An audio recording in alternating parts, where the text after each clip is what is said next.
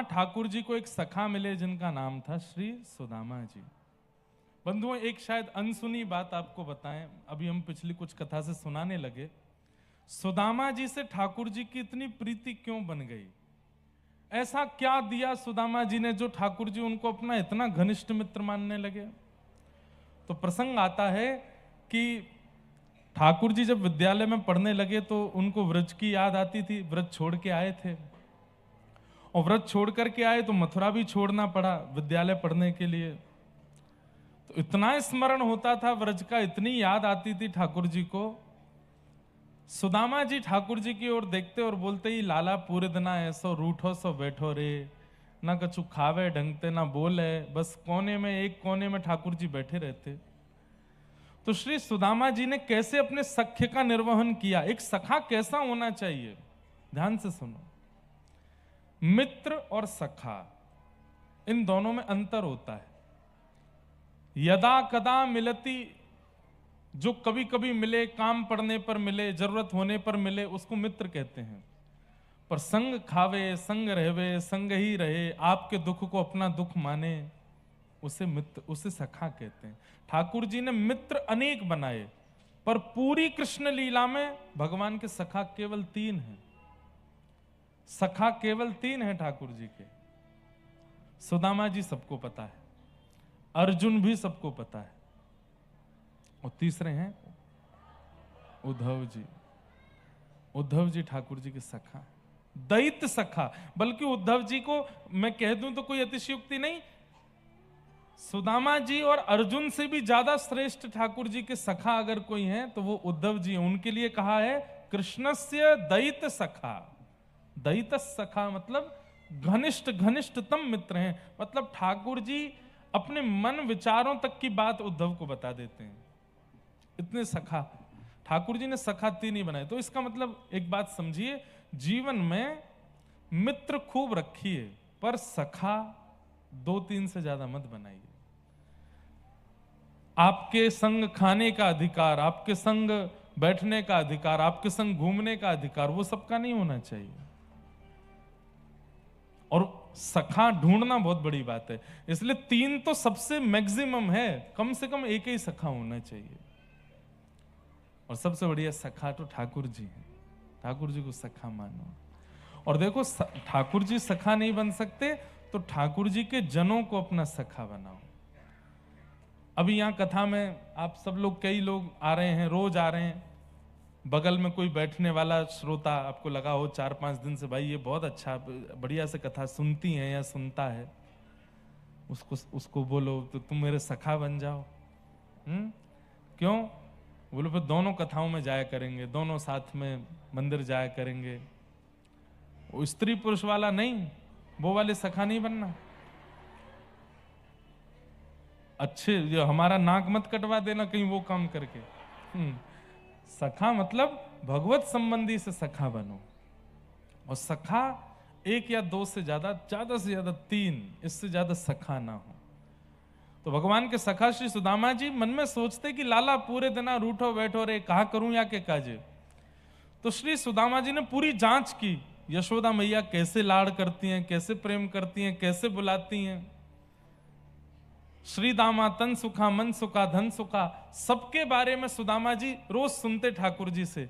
और फिर सुनकर के श्री सुदामा जी ही कभी तन सुखा बन के आ जाते, कभी मन सुखा बन के आ जाते, कभी श्रीदामा की तरह बोलने लगते, कभी यशोदा मैया की तरह गोद में सुला लेते, कभी गुरुकुल में मक्खन चुरा करके लाते और यशोदा मैया की तरह अपने हाथ से पवाते, इतना स्नेह देते। ठाकुर जी के सुख का विचार किया सुदामा जी ने, इसलिए ठाकुर जी ने उनको अपना सखा बना लिया। बोले मेरा सबसे प्रिय सखा है श्री सुदामा जी। व्रज का विरह नहीं करने दिया ठाकुर जी को, इसलिए ठाकुर जी ने श्री सुदामा जी को अपना सखा माना। आप भी अपने घर के ठाकुर जी को बंधुओं सुख देने का प्रयास किया करो। अभी हमारी सेवा कैसी होती है, हमें जिसमें सुख मिलता है उसमें ठाकुर जी सुख ले लीजिए, नहीं। सेवा का मतलब होता है ठाकुर जी का जो सुख है उसमें हम सुख लेंगे। अब लोग बाग इसमें पढ़े लिखे लोग बात बनाते हैं कि भगवान को कोई सुख की कामना, वो तो सर्वव्यापी सर्वगुण संपन्न, उनको कुछ। इसका मतलब ये थोड़ी होता है कि कोई व्यक्ति करोड़ों का टर्नओवर करता है, अरे भैया इसको रोटी बनाने की क्या जरूरत है, इसके पास तो मशीन होंगी रोटी बनाने वाली, इसके पास तो मशीन होगी दाल निकालने वाली, इसके पास तो ये, अरे सामान्य जरूरतें सबकी पूरी होती हैं, लेकिन हम ये भी माने कि वो परमात्मा हैं, तो भी अगर वो परमात्मा ही हैं तो ब्रज में फिर लीला करने क्यों आए? ये सारी लीला, ये सारा भाव, ये प्रेम क्यों प्रकट किया ठाकुर जी ने? वो चाहते हैं कि हम उन्हें वह स्नेह, वह प्रेम, वह भाव प्रदान करें। सुदामा जी मिले, तत्पश्चात ठाकुर जी वापस मथुरा आए। मथुरा आकर के भगवान ने जरासंध का उद्धार किया और 17 बार उसको हरा दिया। 18वीं बार ठाकुर जी ने उसको छोड़ दिया और स्वयं विश्वकर्मा के द्वारा बनाई गई नई नगरी में स्थापित हो गए, जिसका नाम हुआ द्वारिका। बोलो द्वारिकाधीश की। रण छोड़ करके ठाकुर जी भागे, युद्ध करते करते। क्यों? क्योंकि वो ब्राह्मणों को अनुष्ठान पर बैठा के आया था कि मैं भगवान को हरा दूं। ठाकुर जी बोले भैया ब्राह्मण अनुष्ठान पर बैठे तो हमारी हार हो जाए, लेकिन हम इससे नहीं जीतेंगे। रण छोड़ करके द्वारिका विराजे। द्वारिका जाकर के बलराम जी का ब्याह रेवती जी से हुआ और श्री ठाकुर जी का ब्याह कौंडन्यपुर के राजा भीष्मक की पुत्री रुक्मणी से हुआ। रुक्मणी साक्षात लक्ष्मी है। प्रश्न उठता है किशोरी जी के विषय में, तो मैं उसके कई बार उत्तर दे चुका हूं। किशोरी जी से विवाह का प्रसंग अलग है और इस पूरे लीला में बीच में जो संशय हमारे चित्त में प्रकट होते हैं उसका भी कई बार उत्तर दे चुका हूं, आप लोग सोशल मीडिया पर सुन सकते हैं। ठाकुर जी का विवाह रुक्मणी जी के साथ में हुआ। फिर भगवान के अष्ट प्रमुख विवाह हुए। 16,100 राजकुमारियों को भौमासुर ने बंदी बना रखा था। भगवान ने वहां से उनको मुक्त करा करके उनसे भी विवाह किया। भगवान की दिनचर्या चल रही थी। ग्रहचर्या देखने के लिए नारद जी आए। यहाँ भगवान ने जरासंध का भी उद्धार भीम के द्वारा कराया। राजसूय यज्ञ में अग्र पूजा करने के लिए ठाकुर जी गए, अग्र पूजा कराई और वहां जाकर के शिशुपाल का वध किया। तत्पश्चात ठाकुर जी सुदामा जी मिलने के लिए आए। भगवान ने सुदामा जी के साथ में परम पावन भेंट की। सब कथा आपने श्रवण की है खूब विस्तार से। भगवान अपने कुरुवंश को समझाते रहते हैं। अब मैं बस कथा को विश्राम की ओर लेके चलूं तो आप सब लोग बिल्कुल सावधानी से अंतिम श्लोक मेरे साथ में बोलिएगा, फिर हम कथा को विश्राम देंगे। ठाकुर जी ने यदुवंशियों को समझाया था कि मेरी संतान हो आप, मेरे परिवार हो आप, इसका कभी अभिमान मत करना। यदुवंशी बोले हम अभिमान करते नहीं। बोले करते हो, अभिमान करते हो, इसीलिए कभी कथा सुनने नहीं जाते, कभी संतों का सम्मान नहीं करते। तो यदुवंशी बोल पड़े कि हमको कथा में जाने की क्या आवश्यकता, कथा में वो जाते हैं जिनको भगवान नहीं मिले। जब हमारे रिश्तेदारी भगवान है तो हम कथा में क्यों जाएं? ठाकुर जी बोले यही बात, मैं भले ही कितना भी तुमको प्राप्त हो जाऊं, सत्संग फिर भी नहीं छोड़ना है, नहीं तो मेरी सेवा में, मेरे सामीप्य में अपराध करते रहोगे। संतों का अपमान कभी मत करना, कथा का अपमान कभी मत करना। लेकिन यदुवंशी नहीं मानते भगवान की बात। बंधुओं, इसलिए ठाकुर जी से प्रार्थना करो कि आपको कभी अति बल ना मिले। व्यक्ति को जब भी अति बल मिला है, चाहे धन के रूप में, चाहे रूप के रूप में, चाहे साम्राज्य के रूप में, चाहे पहचानों के रूप में, व्यक्ति अभिमानी हुआ ही है। अति बल नहीं मिलना चाहिए। एक प्रकार से मैं कह दूं तो कोई अतिशयोक्ति ना हो, किसी व्यक्ति को यदि अति बल दे देते हैं ना ठाकुर जी, हर प्रकार का बल, उसके खूब सारे कॉन्टैक्ट्स हैं, खूब सारे उसके लोग हैं, खूब उसके पास में जन बल है, धन बल है, बाहुबल है, रूप बल है, इसका मतलब ठाकुर जी उसका पतन कराना चाहते हैं, इसीलिए अति बल देते हैं। लेकिन जिसको ठाकुर जी चाहते हैं कि ये सधे, उसको थोड़ा अपूर्ण रखते हैं, उसको थोड़ा खाली रखते हैं। मटका भरा होगा ना तो छलकेगा, लेकिन थोड़ा अपूर्ण है, थोड़ा खाली है, तो कितने भी दचकियां आ जाएं, पानी छलकेगा नहीं। इसलिए अपने जीवन में परिपूर्ण होने का विचार मत किया, मुझे ये भी आना चाहिए, मुझे वो भी आना चाहिए, मुझे ऐसा भी आना चाहिए। नहीं, थोड़ा अपूर्ण रहिए। थोड़ी अपूर्णता अच्छी है, और अपूर्णता से कुछ हो चाहे नहीं हो, एक काम होता है, अभिमान नहीं आता व्यक्ति के चित्त में। हाँ भाई, नहीं हम सर्वगुण संपन्न, आपको स्वीकार हो तो स्वीकार करो, नहीं हो तो बिल्कुल मत करो। हमें सर्वगुण संपन्न बनना भी नहीं है, क्योंकि जो सर्वगुण संपन्न है कहीं ना कहीं उसके अंदर अहम भी होता है, और अहम भगवत प्राप्ति में दोष है, भगवत प्राप्ति में कहीं ना कहीं रुकावट है। इसलिए थोड़े थोड़े अपूर्ण सब जगह रहिए। पढ़ाई बहुत अच्छी करनी आती है, जो पढ़ते हो याद हो जाता है, तो कुछ कुछ चीजों को थोड़ा ऐसा भी रखो कि जो याद नहीं करो, नहीं तो किताबी कीड़े बन जाओगे। भोजन बहुत अच्छा बनाना आता है तो कभी कभी नींबू वगैरह ज्यादा डाल दिया करो, नहीं नजर लग जाएगी भोजन को। गाड़ी वाड़ी चलानी आती, कभी कभी गड्ढे वड्ढा में गिर दो, एक आध व्यक्ति को स्पर्श तो कर ही दो। स्पर्श ही करना, उड़ा मत देना। थोड़ी अपूर्णता अच्छी है, थोड़ी अपूर्णता अच्छी। अब मुझे कोई बोले महाराज जी भागवत कथा आप सुना देते हैं, भक्तमाल भी सुनाते हैं, मानस जी की राम कथा भी थोड़ी बहुत, अब वाल्मीकि सुनाऊं। मैंने कि कहीं तो अपूर्ण रहने दो मुझको, नहीं तो फिर पता है क्या होता है, सब कुछ आने के बाद आप दोष ही देखते हो दूसरों में। अरे ये इसको नहीं आता, इसमें तो हमने पढ़ा है, ऐसा लिखा वहां तो ये ऐसा कर रहा है। बुद्धि गर्विष्ठ, रूप गर्विष्ठ, यौवन गर्विष्ठ, और ये गर्विष्ठता ही भगवत मिलन में बाधा बन जाती है। इसलिए थोड़ा अपूर्ण रहिए, भक्ति में भी अपूर्ण रहो। आप पूरे सूरदास नहीं बन सकते, पूरी मीराबाई नहीं बन सकते, पूरे तुलसीदास नहीं बन सकते। हाँ प्रयास करो, पर पूर्णता पे मत। पूर्णता जैसी लग रही हो पूर्णता आने वाली है, रुक जाओ। पूर्ण नहीं होना है, परिपूर्ण नहीं होना। तो अब ये मैंने कह दी है बात, इस पर चिंतन कीजिएगा, इस पर मनन कीजिएगा कि क्या बात थी, क्यों कही गई। महाराज जी अभी बोले कल मैं कुछ किया है, वो रात तक सोचते रहे। हमने क्या कहा था कि प्रेम शब्द का विषय नहीं है, ये तो है ही है।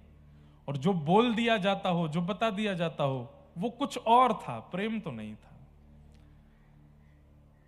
पति ने अगर पत्नी के पूछने पर बता दिया कि तुम क्यों प्रेम करते हो, और पति ने बता दिया मैं इसलिए प्रेम करता हूं, इसलिए प्रेम, तो समझ जाना प्रेम है ही नहीं। उत्तर यही मिलता हो पता नहीं क्यों प्रेम करते हैं, आज तक पता ही नहीं चला, तो समझो ये प्रेम है। ये शब्द नहीं है, अक्षर नहीं है, वाक्य नहीं है, विचार नहीं है बताने को, वो प्रेम है। तो थोड़े अपूर्ण रहिए, परिपूर्ण मत बनिए। यदुवंशियों को परिपूर्णता का अनुभव होने लगा। अरे कहां तक कहें, भगवान को निमंत्रण आता था कि हमारे घर पधारिए। ठाकुर जी बोलते मैं तो बहुत व्यस्त हूं, तो बाहर जाके यदुवंशी कहते हम भगवान के परिवार ही हैं, वो नहीं आ रहे तो हम आ जाएंगे, तो हमारा सत्कार करना। और यही अभिमान उन यदुवंशियों के नाश का कारण बन गया। बंधुओं मेरे मन में बातें तो बहुत आती, पर मुझे समय दिख जाता है। एक बात और कह दूं, प्रभु श्री राम ने जब रावण के साथ युद्ध किया था, उस समय समस्त वानरों को राम जी ने अपने समान बल प्रदान कर दिया था। हनुमान जी महाराज सीता सुध लेने के लिए गए, जब लेकर के आए तो सब प्रशंसा करने लगे, लेकिन तब भी हनुमान जी महाराज दीनहीन होकर के बोले तब प्रताप रघुनाथ, मेरा प्रताप नहीं है, ये राम जी ने मुझको प्रताप दिया है। और इस बात को केवल बोल नहीं रहे, हनुमान जी मानते भी हैं कि मेरा प्रताप नहीं है, मेरा बल नहीं है, तब प्रताप रघुनाथ, ये रघुनाथ जी का बल है। राम रावण युद्ध में वानरों का उद्धार क्यों हो गया? क्योंकि राम रावण युद्ध हो जाने के बाद जब राम जी वापस अयोध्या आए, प्रत्येक वानर ने जाकर के राम जी से कहा ये बल आपने हमको दिया था कि हम रावण की सेना से लड़ पाए, अब इस बल को हमसे वापस ले लीजिए, इस बल की हमको आवश्यकता नहीं है। लेकिन यदुवंशियों को बल दिया ठाकुर जी ने, ठाकुर जी को वो बल वापस नहीं किया, बल्कि उस बल का अभिमान किया। अरे हम भी योग्य, हम भी श्रेष्ठ हैं। सब यदुवंशी भी चतुर्भुज थे भगवान की तरह, सब यदुवंशी भी सुंदर हैं भगवान की तरह। ठाकुर जी बोले सर्वगुण दे, ये भगवान हमको सिखाने के लिए कि देखो परिपूर्ण बना दिया इनको मैंने, तो अपने नाश का कारण इनकी परिपूर्णता ही बनेगी। वही हुआ। कभी कथा नहीं सुनते, कभी सत्संग में नहीं जाते, कभी किसी संत महात्मा को प्रणाम नहीं करते, तो बोले हम यदुवंशी हैं, भगवान के वंशज हैं, हम द्वारिका में रहते हैं, क्यों करें? ठाकुर जी के समझाने पर भी जब नहीं माने, तब एक दिन बुद्धि विकृत हुई और भगवान के पुत्र शाम्ब को साड़ी पहना करके संतों के पास ले गए और बोले नई बहू आई है द्वारिका की, बताओ इसके गर्भ में लाला है कि लाली? संतों ने दिव्य दृष्टि से देखा, अरे दुष्टों, भगवान के पुत्र को साड़ी पहना के लिए आए हो, हमारी परीक्षा लेने के लिए? जाओ, इसके गर्भ से लोह पिंड जन्म लेगा जिससे पूरा यदुवंश नष्ट हो जाएगा। लोह पिंड को घिस करके समुद्र में डाल दिया, वो एर का नाम की घास बन गया। एक दिन किसी बात पर छोटा विवाद बड़ा युद्ध में परिवर्तित हो गया और आपस में यदुवंशी लड़ते झगड़ते आपस में नष्ट हो गए। भगवान ने दाऊ दादा से कही, दाऊ दादा अब आप भी जाओ, क्षीर सागर में प्रविष्ट हो जाओ, मैं भी वैकुंठ जाने की योजना बनाता हूं। अंत तो गत्वा भगवान ने एक वृक्ष के नीचे बैठ करके उद्धव, मैत्रेय मुनि आदि कुछ विशिष्ट जनों को भागवत धर्म का ज्ञान दिया। वही भागवत धर्म हम पिछले 7 दिन से सुन रहे हैं। ये संपूर्ण ज्ञान ठाकुर जी ने उद्धव जी को दिया, मैत्रेय मुनि को दिया, नारद जी को दिया, आदि आदि सबको ये भागवत धर्म समझाया और कहा कि कलिकाल में इसका विस्तार करवाइएगा। उद्धव जी से कहा तुम बद्रीनाथ में जाके भजन करो, मैत्रेय मुनि से कहा तुम विदुर को यह ज्ञान देना, नारद जी महाराज, ब्रह्मा जी आदि सब बोले कि आप इसका विस्तार कराइएगा। भगवान से उद्धव जी ने कहा कि नाथ आप जा रहे हो? बोले हाँ। आप लीला पूरी कर रहे हो अपनी? बोले जी। हम कैसे रहेंगे आपके बिना? आप चले जाओगे तो ये प्राण कैसे रहेंगे? ठाकुर जी बोले, प्रत्यक्ष दिखने वाली वस्तु आंखों को दिखती है, पर अप्रत्यक्ष बुद्धि को, मन को, तन यौवन को, सबको दिखती है। अब तक मैं प्रत्यक्ष था, अब मैं अप्रत्यक्ष हो जाऊंगा ताकि रोम रोम को मेरा अनुभव हो। और मेरा अनुभव यदि करना है तो मेरी ओर ध्यान से देखो। ठाकुर जी एक ज्योति में परिणत होकर 7 बार आकाश में भ्रमण किए और तिरोधाय प्रविष्टो यम श्रीमद भागवतार्णवम, ठाकुर जी श्रीमद भागवत में आकर के विराजमान हो गए। और ठाकुर जी ने ये बात स्पष्ट कर दी कि भागवत मेरा स्वरूप है, भागवत मेरा स्वरूप है, मेरा रूप है। आपको जब कभी भी मेरा अनुभव करना हो तो श्रीमद् भागवत जी के आश्रय में जाना। यहां पर उद्धव जी बद्रिकाश्रम चले गए, मैत्रेय मुनि हरिद्वार चले गए, अर्जुन जाकर के पांडवों को खबर देते हैं। पांडव सुखदेव परीक्षित को राज्य गद्दी पर बिठा करके स्वर्गारोहण को चले गए। परीक्षित को 7 दिन में मरने का श्राप लगा। आज शुक्राचार्य जी के सन्निधि में आकर के परीक्षित ने 7 दिन की कथा सुनी। आज 7वां दिन है। परीक्षित जी से सुखदेव जी कहते हैं, त्वम तु राजन मरिष्येति पशु बुद्धिम इमाम जही, तुम मरोगे ये पशु बुद्धि है, देह मरता है, हमारी मृत्यु नहीं होती, हम तो एक आत्मा है। अगर इस जन्म में भी कर्म बिगाड़ के जाएंगे तो फिर जन्म लेना पड़ेगा, पर इस जन्म में सब सुधार के चले गए तो इस देह को त्याग करके भगवत धाम की प्राप्ति कर लेंगे, निज वृंदावन की प्राप्ति कर लेंगे, कुंज निकुंज निवृत्त निकुंज की प्राप्ति कर लेंगे। बस इस देह को माध्यम मानिए, इस देह को मैं हूं ऐसा नहीं मानिए। ये गाड़ी है, गाड़ी प्रिय हो सकती है, गाड़ी अच्छी लग सकती है, गाड़ी की साफ सफाई करो, गाड़ी को गैराज में रखो, गाड़ी में पेट्रोल भरवाओ, पर गाड़ी मेरा प्राण है नहीं। ये शरीर गाड़ी है, शरीर साधन है। इसको खिलाओ पिलाओ, खूब पुछ के खिलाओ, खूब बढ़िया इसको संदेश खिलाओ, खूब धुआंधार कपड़े पहनाओ, लेकिन ये देह मैं हूं ये बुद्धि मत रखो। ये मुझे केवल अपना कल्याण करने के लिए मिला है, इससे मैं कल्याण करूंगा अपना और जनमानस का। इस देह का यही कार्य है, ऐसा मानकर के जीवन जीना प्रारंभ कर दीजिए। श्री परीक्षित जी महाराज की भगवत धाम गति हो गई, उन्हें हम बारंबार प्रणाम करते हैं। भागवत जी का अंतिम श्लोक सब लोग 3 बार मेरे साथ में दोहराएंगे। सब लोग बिल्कुल सीधे बैठिए, एक एक शब्द सुनकर के मेरे साथ बड़े भाव से बोलेंगे। भवे भवे यथा भक्ति, भवे भवे यथा भक्ति, भवे भवे यथा भक्ति, भवे भवे यथा भक्ति, पादयोस्तव जायते, पादयोस्तव जायते, तथा कुरुष्व देवेश, कुरुष्व देवेश, नाथस्त्वं नो यतः प्रभो, नाथस्त्वं नो यतः प्रभो।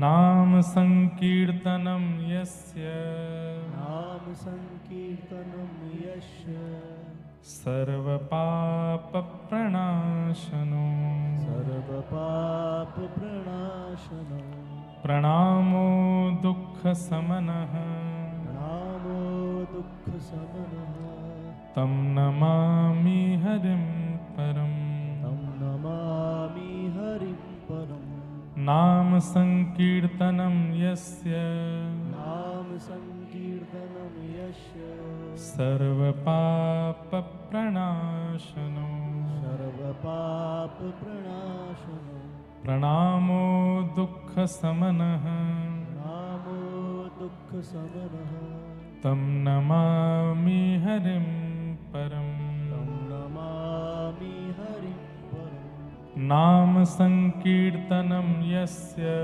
नाम संकीर्तनम यस्य सर्व पाप प्रणाशनो सर्वपाप प्रणाशनो प्रणामो दुःख समनः प्रणामो दुःख समनः तं नमामि हरिं परम् नमामि बोलो वृंदावन बिहारी लाल की श्री राधा रमण लाल की श्री राधा वल्लभ लाल की प्यारे राधा गिरधर लाल की जगन्नाथ महाप्रभु की बलभद्र सुभद्रा मैया की नीलाचल धाम की भद्रकाली मैया की श्री गंगा मैया की